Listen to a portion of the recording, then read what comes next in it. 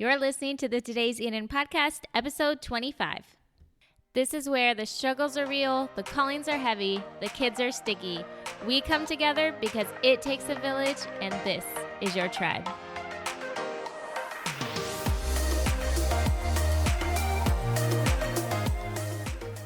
Hey there, everyone. I am so excited for you listening today. I am interviewing Anna Whitston Donaldson, and holy cow, I admire this woman so much. I initially found her from her blog called An Inch of Gray and also her book called A Rare Bird. It's every parent's worst nightmare to even think about losing a child. And unfortunately for Anna, she had a rare situation in that when her son was 12 years old, they lost him in a drowning accident in a creek near their home. So today, Anna shares with us how she dealt with life after the unthinkable happens and how we can walk beside a family or a friend after a loss. I'm so grateful for Anna to share her story within her book, A Rare Bird, and also with us today. Let's get to the episode with Anna. Hey, Anna, I am so glad to have you on. I had heard about your family story, and for me, it was both heartbreaking and hopeful and honest, and something that I am just really grateful for you to share, that you're willing to share your story with us in the Today's Eden podcast. So thank you so much for being on. Thank you. I'm really happy you asked me to be on. It's really my pleasure. For those who don't know about your story, could you share a little bit about you and your family and how your book, Rare Bird, came to be? Sure. I am in my 40s, and I am just kind of a regular suburban mom living in my hometown where I grew up. But 5.5 years ago, things completely changed for me and for my family because my 12-year-old son drowned in our neighborhood. There was a tropical storm, which none of us knew about. And when my kids wanted to join some friends and play outside in the warm rain one afternoon, I said, sure, go for it. But what I didn't know was that the kids would end up in a backyard just 4 houses away, and that there was a creek back there. So I didn't know that my son would somehow fall into that creek and be swept away. And so that's the day we lost Jack, our 12-year-old. And, as you can imagine, it just sent us into complete shock and turmoil and a journey that we never would have wanted or expected. And that is what led to the book Rare Bird, because I had already been a blogger for several years before this accident. And I continued to blog in the wake of losing Jack. Mm-hmm. And that led to some opportunities to write a memoir. And Rare Bird, a memoir of loss and love, is what came out of this experience. Yes, and I've been binge reading your blog. So I've gone through every single, and last night preparing, to talk to you and stuff, I was reading some more posts, and my husband was actually sitting next to me, and he just started bawling, and I was like, okay, you can't be here when I interview her because, but it is just one of those things that, man, I'm just, every time I read a post, I'm I'm equally grateful for your willingness to write about it. And then also it's just one of those things where, I want to understand what you're going through, but at the same time, it's I'm in being honest with myself, I will never understand because it wasn't me and I didn't know. So how did you guys as a family and a couple, you and your husband, deal with the grief? And I know you were experiencing feelings of regret. How do you deal with that? Yeah. Well, first of all, I think it's, your husband must have a really tender heart, because most husbands, when people read my blog, usually the wife is crying and the husband is saying, why are you doing that to yourself? You don't need to read that. So he must have a really tender heart. Yes, he does. As far as the grieving process, I had grieved before because when I was 18, my mother died suddenly, actually in my presence. And so I knew what loss was, but nothing could have prepared me for losing my child. Yeah. We had 2 kids. Jack was 12 and Margaret had just turned 10. And boy, were they so close. Mm. And, that was my goal as a mom I'd always wanted more kids, but when we decided, okay, we're having 2, I was like, well, I want them to be so close. Yeah. And I've never seen anything like it before. But as you can imagine, when one moment Jack is there and then the next moment he's gone, that closeness actually was really scary because we just all felt the impact of losing Jack so strongly. And my biggest concern was for my daughter, Mm-hmm. because I thought our family is destroyed and Jack is dead and Margaret, that was my little girl's name. How is Margaret going to survive this? Mm-hmm. And so my main concern was her. And I say that just because when you're asking about our marriage, I got to tell you, that was really the furthest thing from my mind. Right. I was just in survival mode, like trying to get out of bed and try to appear to be very stable for my daughter. Mm. That's what the early days were like. And this book really is, it's a book of early grief, and it really resonates with people because it's good for people who haven't lost. And we can talk about that later if you want, because it actually, instead of being a scary book, there's actually freedom in it. But for people who have experienced a loss, they really love that it's so raw and so early in the grief process because they really like the realness. Mm-hmm. And so that does include, the fact that my husband and I, oh my gosh, we're so different. Like we see things completely differently around every turn. And it was like that before we lost Jack. So really that's how grief was too.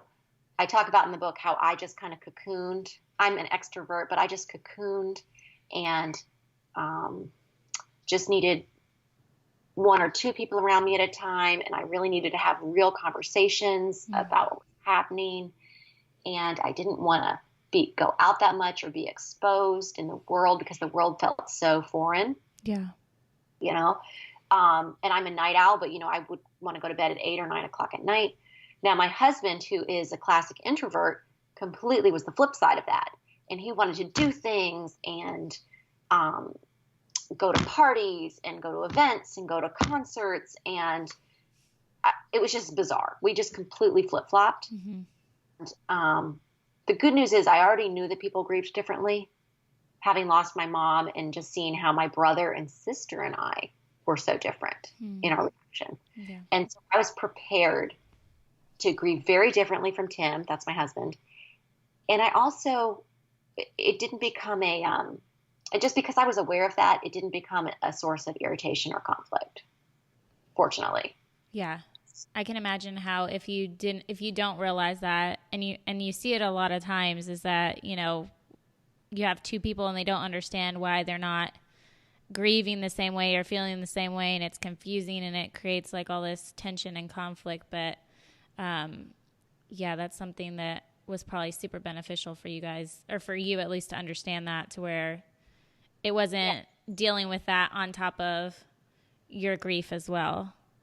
Yeah, I was really grateful for that because there was never a moment where Tim's grief or a different way of grieving made me at all think, well, he loved Jack less. Do you know what I'm saying? Yeah. Because I was so fully aware that we're the 2 people in the entire world who loved him the most. Mm-hmm. That, I think, gave me more grace to show to him than I probably would have on just a given day. We had that together. No one loves him more than we do. Yeah. So how did you help Margaret through, and how was she struggling with this? And like, how do you support a child who lost essentially like their best friend? Yeah. And in such a sudden, scary way. Yeah. Like it was like a break, Mm-hmm. Because she actually had been playing with him right before this happened, up until a few minutes before the accident. I think it was just really confusing for her. And the best thing I did for her was to help her feel safe. Mm-hmm. And I did that by remaining really present. So I knew I couldn't just check out and spend days in bed. because she was watching me like a hawk. Yeah. I couldn't quit my job. And these things, we all grieve differently. And in some cases, those would be a good way for someone to grieve, which is stay home or quit your job or make a big change. But I felt like the best things I could do for her were just to continue on driving the soccer carpool, pushing myself to do these things, even though I didn't want to, Mm-hmm. because it made her feel stable. That said, I don't think I did everything I could have for her because I was so depleted. It would have really helped me if I'd had someone in my life who was not grieving, because the people close enough trying to help me were so deep in grief themselves.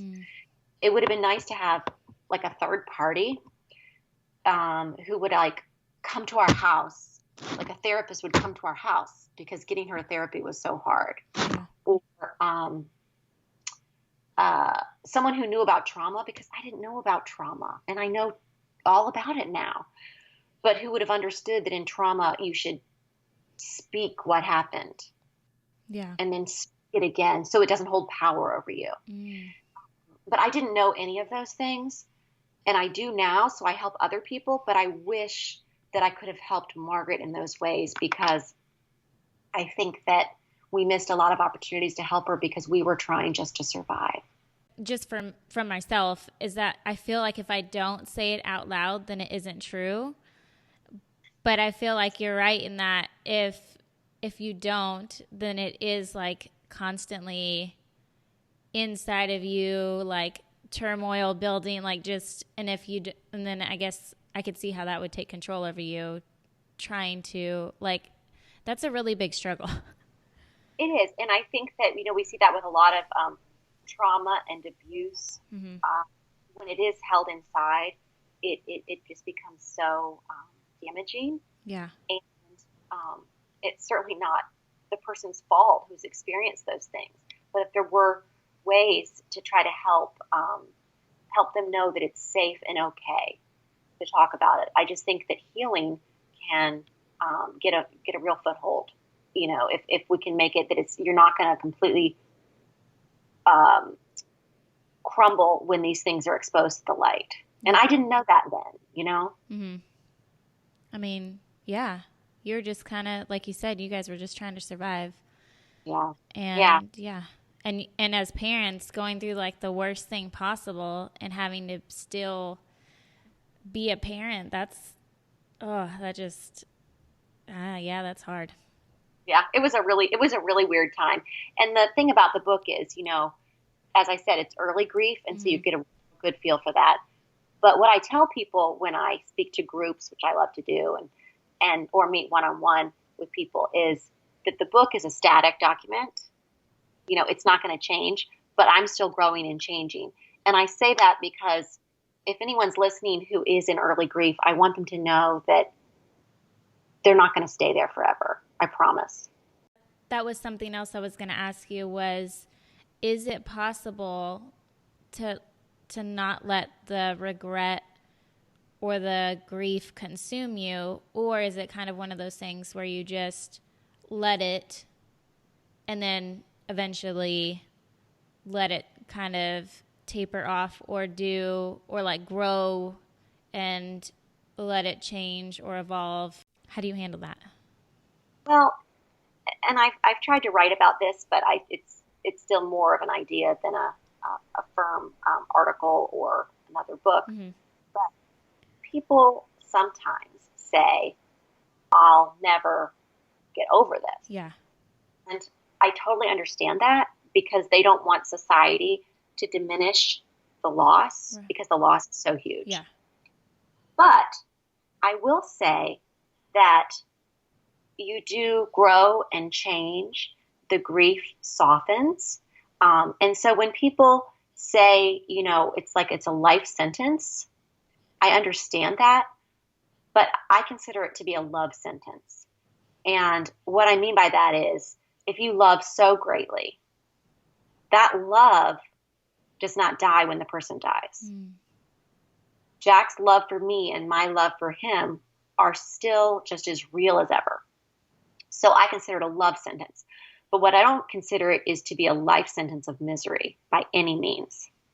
And I don't think it's necessarily time, because people don't like it when you say, oh, time heals all wounds. Right. You know, that's really offensive to someone. I think time does soften things, but there has to be a willingness on your part also to allow yourself to be changed. And in the beginning, that's too hard. Yeah. But when you do allow yourself to be changed, to be open to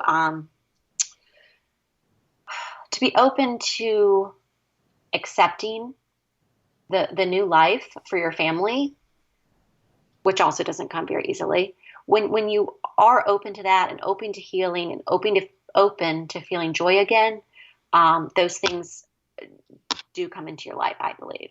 You once wrote that closure is a crock, and I kind of wanted to bring that up, and if your feelings are still the same about that, or if they've changed, and why, like what you meant by that. Yeah, I think the word closure is thrown around a lot, Yeah. and you'll even hear it talked about in the first few days and weeks after losing someone. Oh, someone's body was found. That gives the family closure. I don't think that's the right word. I think closure makes a griever feel like, a door is being Yeah. closed, or a wall is being erected or something like that. And so that's why I don't like the word, because there isn't going to be a door closed between my son and me. I'm not going to get over losing him, but I am, realizing that our relationship continues, that I can feel joy, that our family can really find happiness. So I still don't like the word closure, because I think that it's kind of like a cheap throwaway word that people use, almost like to say, okay, good, the rest of us can move on now. Yeah. Because the family is a cheap closure. So I still don't like the word. I like the word healing better. That's good. And I am going to remember that. I never say that. Yeah. So many things that like we're not supposed to say. And boy, I've heard a lot of them. But we also have to forgive ourselves, because this is tough, Yeah. And the worst thing is to avoid people because you're afraid of saying the wrong thing. So if your intentions are right, if your heart's in the right place, there's room for a lot of grace. So please don't worry. And that was another thing I wanted to ask you is what can we do, or what can the people listening do if they know a family who is going through a grieving? How can we support that family? How can we be there for them? And maybe like what should we not do besides use the word closure? Oh, that's a really good question. And I don't think I was a really good friend to hurting people before we lost Jack, because through losing Jack, I learned by the ways that people reached out to us. I learned, what is helpful. So I will preface this by saying, everybody's different. You might try one of these things and then not get a good reaction. Right. But you know what? I mean, we're not really in it for a reaction. We're in it to just put something good out there. So I would just say, just don't be afraid to do something. And that'd be my biggest piece of advice, is don't disappear. Grief is extremely isolating and lonely. It may not look that way at first, because there'll be people bustling around and bringing food. But then, I mean, oh my goodness, when everyone leaves, everyone leaves. Yeah. And so my big advice is to be present, especially after the first hubbub, with like a funeral, etc. Just be present. Don't run away. I'm a friend collector, so I never thought in my wildest dreams I would ever lose friends. And so when it became clear that some people were just kind of afraid of the whole situation and they kind of pulled away and disappeared, I was so surprised. So I think something someone can do is be present, and don't assume that the people in the inner circle, in the family's inner circle, are necessarily being there for the family. Because I think that holds people on the outer rings, it holds them back from writing cards, from coming by, from, doing things, and we can talk about specifics, but it holds them back because they think, oh, there's an inner circle. I'm not close enough. I don't know them well enough. I don't want to intrude. Yeah. I totally get all of that. But what's the worst thing that happens? I mean, if you are intruding, then it just won't be welcomed in the way you want it. But if you aren't intruding, which is, I think, usually the case, you are helping stave off intense loneliness or isolation, because that to me is a real, I don't know, it's a real result of grief is intense loneliness. So I had people step up for us in different ways, and they weren't friends with us before, but I didn't find that to be off-putting. I found it to be welcome. Just like so, sending us a gift card to go to the movies. Well, of course, we didn't want to go to the movies, right? But it was just something nice that, okay, well, if we ever feel like going to the movies again, here's a gift card. Right. Someone mowing our grass for us. There's a woman I didn't know very well through church, and she sent us a card. And I think sending cards is so important. So please do that. It's easy. It's quick. Well, then she sent us a card every single month. And it is now 5.5 years later, and she still sends us a card every. So there's some real creative ways. I have these on my blog. I don't know if you've seen. It's a post I wrote pretty soon after the accident, but it's just called Ways to Help a Grieving Family. It's just a list of some of the creative things that people can do. Yeah, that's good. Actually, that was one of the ones that I hadn't gotten to yet. But so you have like pray, show your support, which you already mentioned. And then, send a card. Oh, give the family pet some attention. That's a good one. All the things that you would think of that, like, I feel like when we think of a tragedy and we want to support a family, we want to either do it in a big way or not at all. But from what I'm hearing, like from what I'm looking at here, it's like the small things, because you're just trying to survive. So it's like the things like the dishes, like you don't, or like walking the dog, like at that time you don't really worry about the dog, but those things need to be done like those are things that are really important in the time of crisis, right? And then later, I think what your guiding principle could be would just be ways to let them know they're not forgotten. And those are longer term, like, for instance, remembering the anniversary of the death. You can put on your calendar now, and then it'll be there in a year, and you'll know that that is an important anniversary. I call it a crap-anniversary. But it's a time where you can remember them, because birthdays, anniversaries, holidays are really hard for grieving families. Yeah. Is it, and I guess it's, how do you deal with that date when it rolls around? And I know that just recently Jack would have been 18 this past March. So how do you still celebrate it as if he was here, or like, how do you acknowledge him when those crap-anniversaries come around and when his birthdays come around?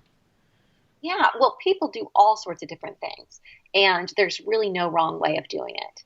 I also, as I said before, since I do things so differently than my husband, I have to kind of figure out ways for us to work together. So on the first anniversary of Jack's death, the crap anniversary, our community did some things. For instance, they put luminaria up and down our driveway. Those are like little lights, and they got messages from his friends and teachers and gave them to us. And so it was more of a communal event. On birthdays, I know a lot of people will make a cake or have the person's favorite meal. We've gone to the restaurant where we used to celebrate Jack's birthday with Mexican food. So they're just different things to do. Sometimes you don't feel like doing anything. I found that my husband, who really threw himself into running after Jack died, he always wanted to run a race on Jack's birthday and bring together, Jack's friends and classmates. And it wasn't hard to find a race because Jack's birthday was the day after St. Patrick's Day. Oh, okay. And so there's always St. Patrick's Day races. But I actually didn't really like that. That's not how I wanted to spend Jack's birthday, because I more wanted to cocoon and maybe be under the covers. And so we just kind of had to work that out. And each year we kind of talk about that, like what it's going to be. Yeah. And there's kind of like this always there like magical crazy thing happening to where like when I've read your blogs I see like tie-in. I don't know, maybe you could explain it better, but just like I want to say coincidences but not, do you know what I'm saying, like to where like when you guys had the just like where it's like a reminder of him constantly still being a part of your lives but in Yeah. different ways, and it's just so crazy to me, and also so special. Yeah. Well, that's certainly nothing I anticipated when we lost Jack. I didn't think there'd be all these different kind of cosmic things happening. I call them God winks, um, but these things that you could also call them signs, coincidences. I certainly didn't anticipate them. In fact, it was my blog readers who would kind of point them out to me, and I'd be like, "Oh yeah, oh yeah," until I started writing them down. I do mention a few in the book. The hardback book cover, I don't know if you've seen the hardback, but it actually is kind of a neat God wink itself because um, my publisher was trying to figure out a cover and trying and trying and trying. And finally, I sent them this image, and it looks like it's an image of Jack and Margaret, my kids, with their arms raised in the air, which is exactly the last way that I saw Jack, was heading down our driveway with his arms in the air, exactly like that. So the cover looks like my kids. Yeah. But it's not my kids. About a month after the accident, do you guys have Michael's where you live? Michael's craft store? Yes. Okay. About a month after the accident, every single frame for sale in Michael's had this one stock photo in it. And the stock photo happened to look exactly like Jack and Margaret, exactly like the last moment I saw them. And there's birds in the sky. So at that time, I couldn't have known that I was going to write a book, that it would be called Rare Bird, that we would need this particular image from for the cover. But it was just an example of a God wink, God incidence, coincidence, a coming together, as you said, Yeah. that after this tragic loss, we would see this picture and it looks exactly like my kids. And then it would be on a book, and that this book would touch so many people. Yeah. Not because Jack was any more special than anybody else's kid, but it's just that somehow by being able to tell my story, which of course is his story too, somehow it really touched people. Well, I think, and like you said, because you wrote so much about that early grief, like a lot of people, when they're going through that, they don't know. It's like, is this okay? Like you don't know how to manage it. And so when you read that somebody else is going through it and that, like they were deep in those feelings, and then it starts to make them feel okay. And then seeing you now, realizing that, okay, like this is, like I'm going to be consumed with this right now, and that's okay. And, and seeing you now to where it's kind of like a light at the end of the tunnel, knowing that I'm not always going to be as consumed, like it's always going to be heavy on me, but I'm not always going to be as consumed. And Yes. I think that's something that you've provided with your book. I hope so. I really do, because I remember being in early grief and I met this awesome woman whose son had died maybe like 8 months before Jack. And she was talking about something, and she said that she and her husband were going to go on this boat trip, and she was really looking forward to it. And I just looked at her and I said, "But you're just saying that, right?" Because I couldn't ever imagine ever looking forward to anything again. Yeah. Like I can imagine faking it, because we have to do some degree of faking it just to not, like scare the entire world Yeah. and make them leave us. But I couldn't believe that she could genuinely look forward to anything again. So if my book or my blog or when I speak, if any of that can help people understand that, yes, this is all consuming now, but you really can look forward to things again. You're not going to be a raw nerve ending just walking this earth forever, Yeah. then that's a good thing. Yeah. And you also talk about the scripture verse Luke 1:37 a lot, and it also happens to be your second son, who's now one, right? Mm-hmm. Andrew, his middle name. See, I told you I read your blog. So how have you been able to lean on that verse? And I was curious if its meaning has changed for you over time. Uh, well, so Luke 137 was Jack's favorite Bible Yeah. verse. For nothing is impossible with God.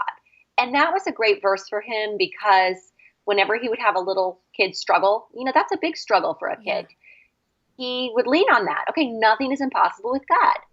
So that had a great meaning for us. So then we lose Jack. He's playing in his own neighborhood, tons of laughing kids around, awesome, fun day, and then he's gone, right? Mm. And then it was kind of like, nothing is impossible with God. Like, whoa, like something happened. Like even losing your child in your own neighborhood isn't impossible. So that was really another way to look at it, which didn't feel that great. Yeah. And then as we started to live and try to navigate, it helped encourage us. Nothing is impossible with God, not even surviving the greatest loss in the world, not even possibly thriving again. So that was a good meaning for us. And then years later, I found myself pregnant at almost 46. Complete surprise. Trying. I thought I was in menopause. Apparently I not. was certainly not. I would never have chosen this. Right. Okay. So then it's like, oh, nothing is impossible with God.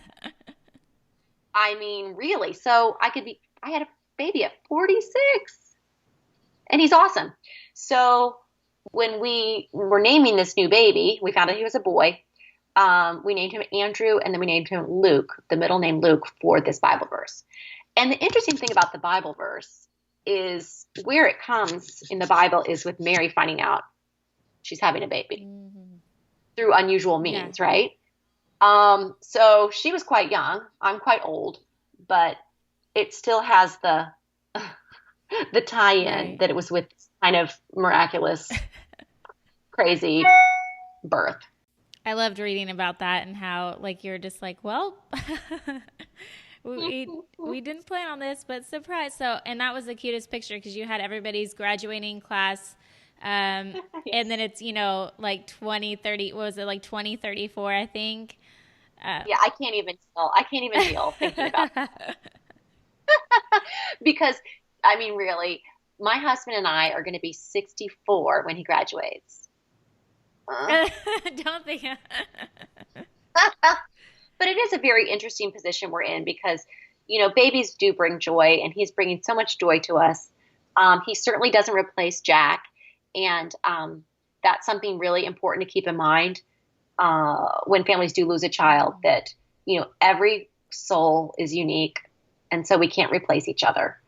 But it's been a lot of fun, but boy, it's also hard. And so I really do have to cling to and hope and pray that this is all part of a really good plan because, it was a real adjustment. Yeah. I thought I'd be writing a lot more books. I thought I'd be, an empty nester in 2 years because Jack would be graduating this year and then my daughter would be graduating 2 years from now. So we've really had we've just had a lot of change. Yeah. And maybe that's all part of the plan. Yeah. Yeah.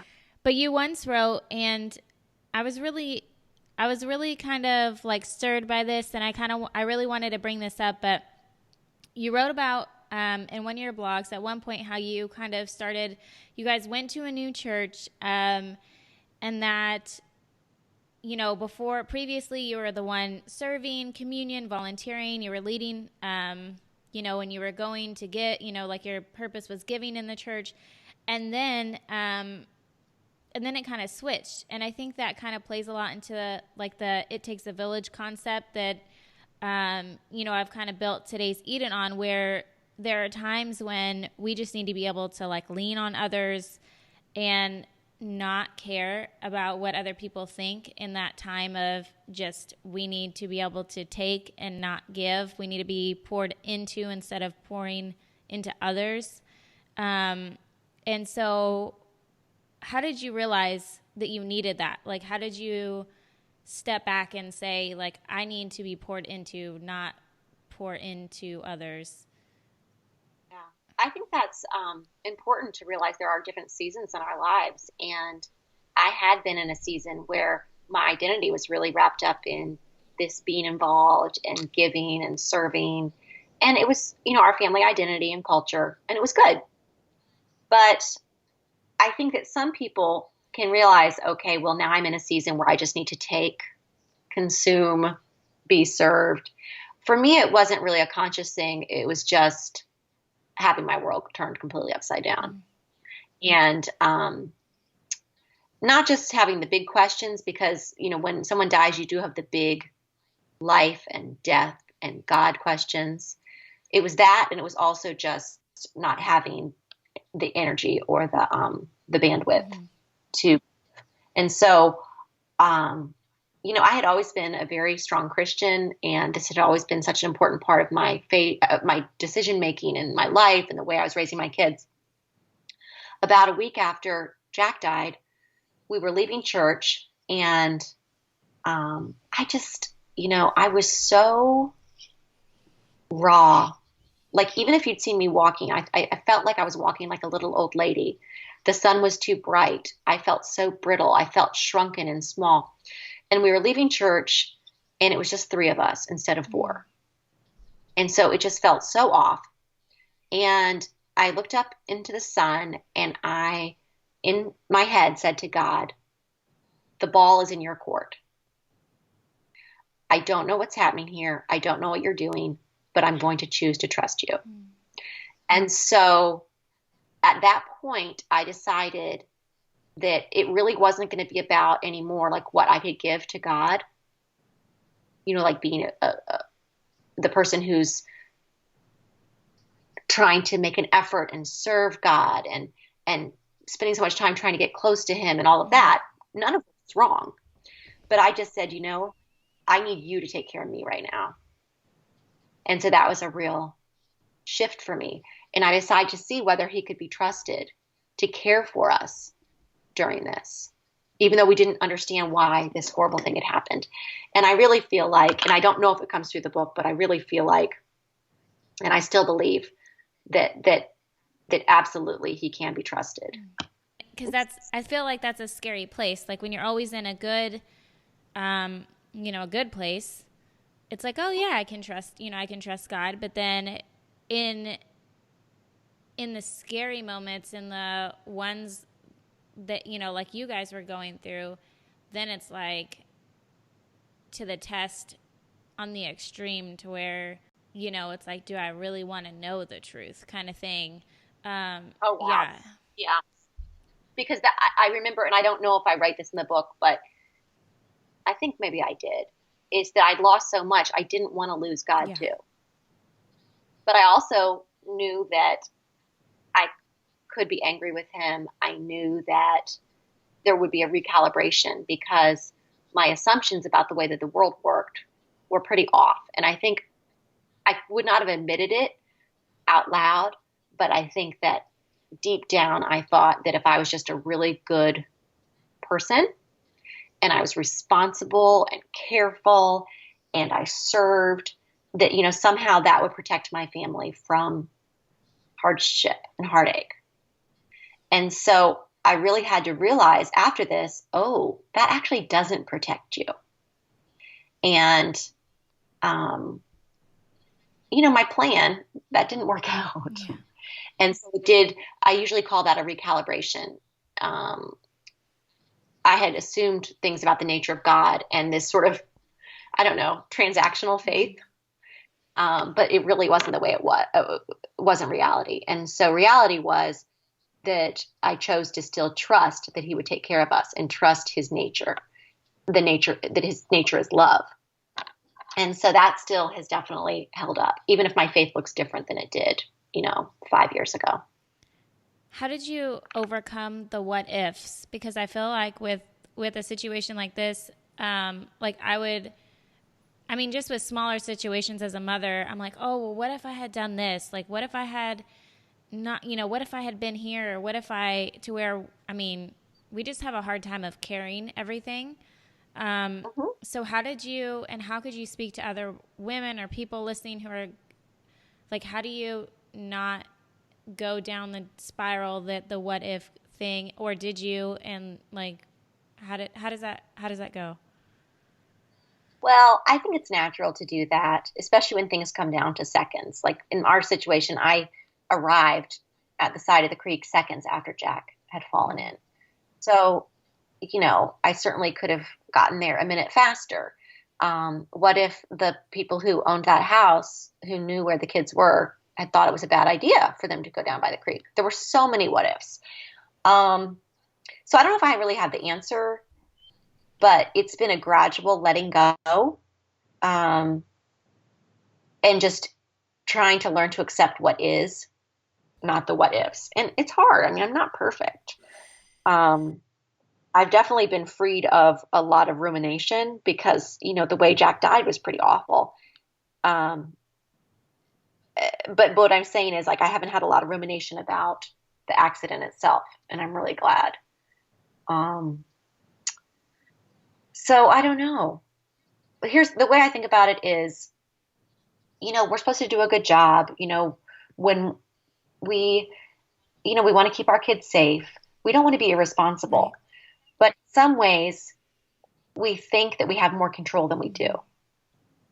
So I think in learning to trust the story or trust the plan, I think sometimes we're letting go of the control we never had in the first place. And I would never say to someone else, well, the reason your child died, it's a part of the plan, and that was how long your child should have been here. But I can definitely say what I want about my own situation. I've come to think that this was Jack's, I don't know, this was his part of his plan. And because of that, it gives me some more freedom. And if someone else doesn't believe that, and my own sister thinks that's crazy, that's okay. But this is what helps me, is to think, okay, this is part of a plan, and this was set in motion, and I just tried to be the best mom I could. That is something that I am learning to teach my kids in like a different way now, is I feel like I'm constantly telling them, like, we can't control what happens to us, what the world does, what anybody does to us. We can't control that, but the only thing that we can control is how we respond. And so I feel like this is one of those situations to where it's like there's, and I that is so scary for me as a mom, there's lots of things that I want to cover, and I try to like pray, I'm like trying to think of the worst things that could happen to my kids, and I try to pray about that, or, but at the end of the day, it's like I have no control. Like if my kids decide to go play with a friend, and we have creeks around here too, and so if they happen to fall in, like those are the things that you just like you have no control over, kind of. And I feel like that's scary, but yeah. You said that so much better than I did, and just that it's our reaction. That's what we can control. And I certainly don't call for us to be irresponsible parents, but there are things that are going to be outside of our control. And there are things that scare us. I mean, for instance, when I think about it, I met with some beautiful moms on Sunday, and more than half of them had kids with cancer. We worry about cancer. Those moms had no control over that. Yeah. So the only thing they have control over is how they react and how they are there for their kids now. And I don't know. I think that sometimes we think we have so much control, and there's freedom in realizing it's not really up to us. So hard. It is. I mean, I'm starting all over again with this 1-year-old, and yeah. Oh yeah. Yes. And I'm sure he started walking. So now maybe, has he started walking yet? Yeah. Oh yeah. So now you're just, you're at the beginning of all the, don't touch this, don't eat that. Crazy. I mean, the things that I've pulled out of his mouth already, I'm just like, really? So I want to take a minute to just acknowledge you for being like, holy crap, you're so brave. Like, I'm just for you, and I think that, like I said before, that your book is an amazing resource for people going through grief, and the people around you that you are supporting, like the women that you met with on Sunday, like just being a light and being able to share your story and to give them some sort of support that maybe you are missing during your journey is just an amazing thing that you're doing. And just even sharing your story today, like my goal was to learn from you, because obviously I haven't gone through something like that. And so I want to better understand how I can serve or connect with other women or mothers or aunts, whoever, who have gone through something like that. And I'm so grateful that, as heart of a story that it is, that you guys have, that you are willing to talk about it. And so thank you for being that light out there for others in the world with your journey. Thank you. I just really appreciate that, someone like you who hasn't gone through this, that you're willing to sort of step into it and walk beside me and walk beside other people that might be dealing with this. So I appreciate that. Yeah, I mean, I don't know that I'm doing it well. Like, I don't know what I'm doing, but I feel like that has been the biggest blessing from this podcast so far, is that the things that I would normally find awkward, and maybe before or without this, I would have been one of those people who would have said, like, I don't want to intrude. I'll let their family, be there. But I've been learning through this podcast that the more I just embrace the awkward and ask the awkward questions, then really the people that I felt like I would be intruding on or offending, I'm not. So like, so that has been such a freedom thing for myself. And I hope that that's what other people get from it too, is that we're all just kind of doing this thing, and we don't know what we're doing. So like, let's just get in the mess together and figure it out. Amen. I really agree with that. So I want to ask you a few questions before we get off. And I wanted to ask you, the first one being, what is the most influential book that you have read? Well, I think that the Bible has influenced me over the years, as I've studied it, as, different Bible verses have just been so real to me and continue to be real to me at different times. As far as fiction, my favorite work of fiction is A Prayer for Owen Meany. Have you ever read that? I haven't. Okay, it's by John Irving, and I read it way back when my husband and I were dating, and it's just a really neat story. But I've always said it was my favorite book, but now in light of different things that have happened in my family, I think what I really liked about that book is that there are all these things that happen through the life of this young boy and his young adulthood. And then at the end of the book, which I won't give it away, at the end of the book, you can see how all of those parts fit together to be part of a really big plan and an important thing that he had to do. And so I love that idea of those pieces coming together in a way that really helps the world. So that's all I'll say, but it's a really good book. That sounds actually similar to y'all's story. That's why I like it. Yeah, I mean, I think my favorite, and this is what made my husband tear up, was the post that you wrote about. I think you were at a book signing, and you were signing books and doing your thing, and then you had a woman come up, and you thought that just because of like her appearance or like how she was kind of shaking a little bit, that she was somebody who had gone through grief, but actually to come to find that she was one of the EMTs that was there with your son, I guess when he was found. And I was just like, that was one of those things that, like, what you call a God wink or whatever, and it reminded me of the book that you just mentioned. So yeah, that was a really amazing story. And it's funny to me that I haven't told that story until very recently, but it just was a neat way of things coming together. I had been so concerned, about Jack being alone. Now, when he actually died in the creek, you could say, well, he did die alone, but I feel like we're never truly alone because I feel like God is there. But then to find out that this young woman when his body was found, had, at personal cost to herself, because it was probably really traumatic for her, had stayed with his body until they took him away. And for her to come up to me and tell me that, I just thought was really brave. Yeah. It was a gift. And one more thing is, I just thought about another gift, and is that when someone does lose a loved one, don't be afraid to say their name or to tell them a story or an anecdote or a memory. It can feel awkward. That young woman was kind of scared, I think, but she did it anyway, and I really appreciated it. Yeah, because those are things that, I mean, you at this point are only holding on to memories and little, like things that you can remember and think of. And so, those are things that, like, so you're missing the part of the side where your son would be telling you, hey, mom, my friend did this, or, like this happened. But since that part is like missing for the other person to come to you and tell them that, then that is another kind of memory that you could get that otherwise you wouldn't have. Absolutely. That's awesome. Absolutely. Yeah.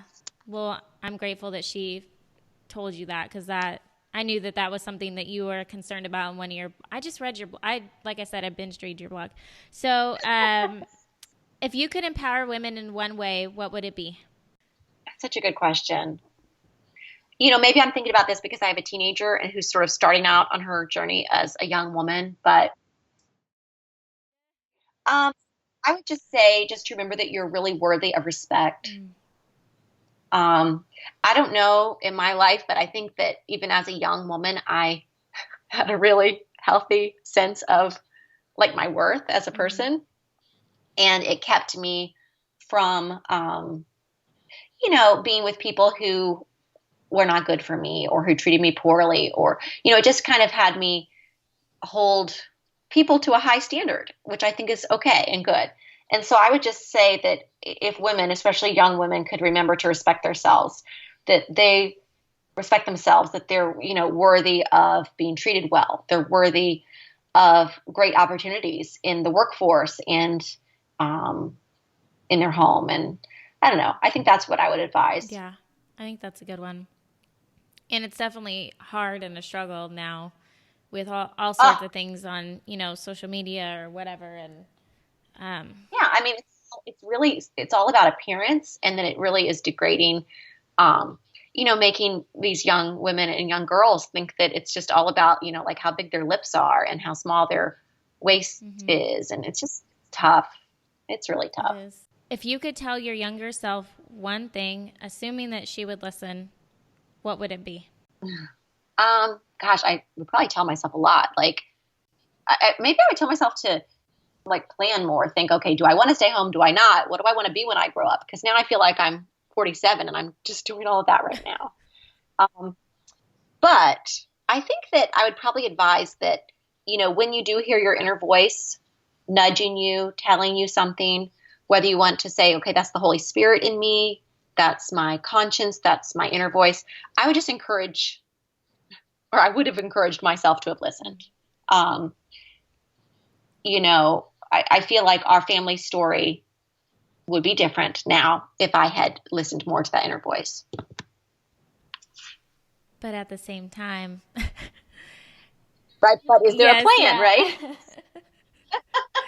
I know. I mean, I feel like that's going to be a struggle for all of us in some way or shape or form, is that you can always go back and say, well, had I done this, like, I mean, even when you talk about meeting our spouses, it's like, well, had I done this or had I not been there, then we, and it's just, yeah, it's a complicated life. I really feel like, I do feel like that after we die, I feel like we will have some of these things answered. And we'll be like, oh, that's how that all works. Okay. That would be so nice. But I would need to know them right now. Well, thank you so much for coming on and sharing your story about Rare Bird and Jack. And yeah, I'm just grateful for you sharing your story and for providing hopefully some sort of hope to others. And yeah, so where can we find you and your book, and where can people keep up with you, follow you? Yeah. Well, my book is available at all major retailers. And as I said, it's called Rare Bird. And I just love the title. So when you read the book, you'll understand the title more. And I pretty much live on Facebook.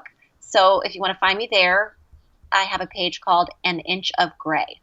And that's because that's what my blog is called, An Inch of Gray. And that's because I am always behind coloring my roots. But I do hope you'll connect with me because I think one of the best things that has come out of this situation in our family's life is community and how important community is. So feel free to reach out to me. Thank you, Anna, for sharing your story so well and for being a steward for others going through grief. I hope everybody listening enjoyed it and took something away from the wisdom that she has through the experience that she had. If you want to check out her book or find her blog, you can find the links to those at todayseden.com/podcasts, podcasts/025. Also want to make sure that you guys are checking out the Today's Eden Tribe Facebook group. You can go to todayseden.com and go to the top menu bar, click Today's Eden Tribe, and there you can join our Facebook group where we kind of hang out and talk about real stuff just like we do on here, but with each other. Lastly, if you've been listening into this podcast and you've been enjoying it, I just want to let you know that I truly appreciate you, and I honestly want to get to know every single one of you, so I hope you do join the Facebook group. But I ask that you share this podcast with your friends or your family, anybody who you think that might benefit from joining us in the conversations that we're having, whether it be on the podcast or in the Facebook group. And I also would love it if you could leave a review or rating on iTunes. You guys, that is how people can find my podcast better, is by giving it a rating, so that way iTunes makes this podcast more visible on the podcast lists, and in turn, more women get to hear these awesome stories from these awesome women that are sharing their journeys on this podcast. And the quote I want to leave with you today is from Angela Miller, and she says, "My child died. I don't need advice. All I need is for you to gently close your mouth, open wide your heart, and walk with me until I can see in color again."